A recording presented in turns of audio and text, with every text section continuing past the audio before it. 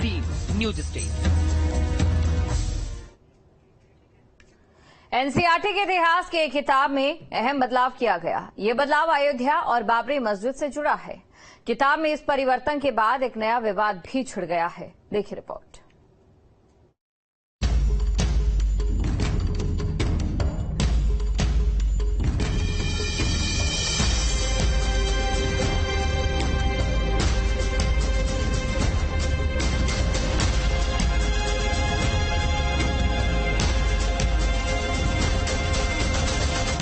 NCERT की 12वीं कक्षा की पॉलिटिकल साइंस की नई बुक जो है 2024-25 शैक्षणिक सत्र के लिए मार्केट में आई है और उस बुक के अंदर कहा जा रहा है कि जो अयोध्या का जो पूरा चैप्टर था 92 में बाबरी मस्जिद व अयोध्या का जो पूरा चैप्टर था वो 4 पेज से घटा करके 2 पेज कर दिया गया है। और अहम बात यह है कि उस पुस्तक में जो कि मार्केट में अभी आनी है उस राजनीति विज्ञान की नई पुस्तक में बाबरी मस्जिद जो शब्द है इस शब्द को हटा दिया गया है और उसकी जगह पे 3 गुंबद वाला ढांचा इस शब्द का इस्तेमाल किया गया है। कुछ लोग इसे वक्त के मुताबिक इतिहास में तब्दीली कहेंगे और कुछ इसे सीधे इतिहास से छेड़छाड़ कहेंगे। बात जो भी हो, लेकिन इतिहास की एक एनसीईआरटी किताब में बदलाव किया गया है।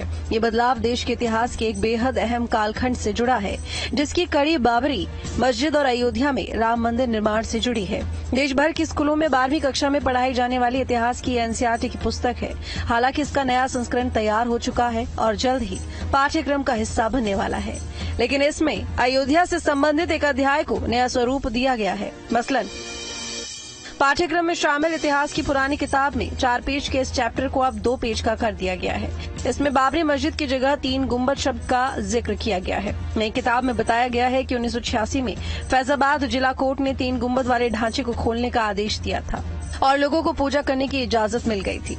नई पुस्तक में लिखा गया है कि ऐसा माना जाता है कि इस ढांचे को भगवान राम के जन्मस्थान पर बनाया गया था। पुस्तक हमारे हाथ में राजनीति विज्ञान एनसीईआरटी कक्षा 12 की, जिसमें अयोध्या विवाद को 4 पेजों में रखा गया है। बाबरी मस्जिद इस शब्द का इस्तेमाल किया गया है।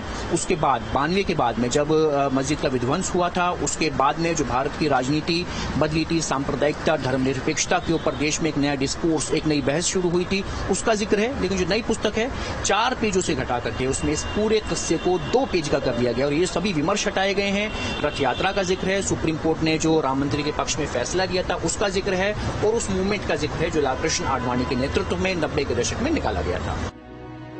2014 के बाद से एनसीईआरटी की टेक्स्ट बुक में संशोधन का ये चौथा दौर है। 2017 में पहले दौर में एनसीईआरटी ने हाल की घटनाओं को दर्शाने के लिए संशोधन की जरूरत का हवाला दिया था।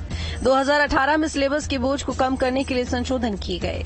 2021 में भी सिलेबस के बोझ को कम करने और छात्रों को कोविड के कारण पढ़ाई में दिक्कत से उबरने में मदद के लिए संशोधन किए गए।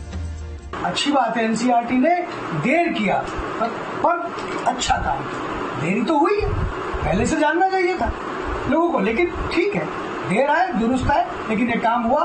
हम इसका स्वागत करते हैं। शिक्षक बिरादरी हमारा शैक्षिक समाज इस सारे निर्णयों का स्वागत इसलिए करती है क्योंकि सही इतिहास इस देश के जनमानस के अंदर जाना ही चाहिए। एनसीईआरटी की किताबों में बदलाव को लेकर मौलाना शहाबुद्दीन रिजवी ने सवाल उठाए हैं। उन्होंने पाठ्यक्रम में किए गए बदलाव को गलत बताया। साथ ही उन्होंने कहा कि इतिहास तो इतिहास ही होता है, उसको जितना दबाओगे वो उतना ही उभर कर सामने आएगा। एनसीईआरटी की 12वीं क्लास की किताब में बाबरी मस्जिद का चैप्टर हटा दिया गया और गुजरात का चैप्टर हटा दिया गया। ये तमाम चीजें जो तारीखी हैं और बच्चों की जानकारी के लिए ये होना चाहिए। और इसी के साथ साथ में मुगल बादशाहों की जो तारीखी इमारतें थी उनको भी हटा दिया गया है। तो ये दरअसल इतिहास के साथ छेड़छाड़ की जा रही है।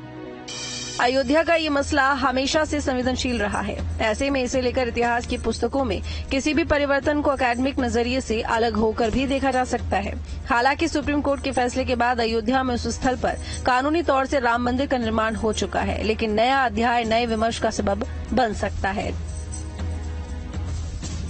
Team news state.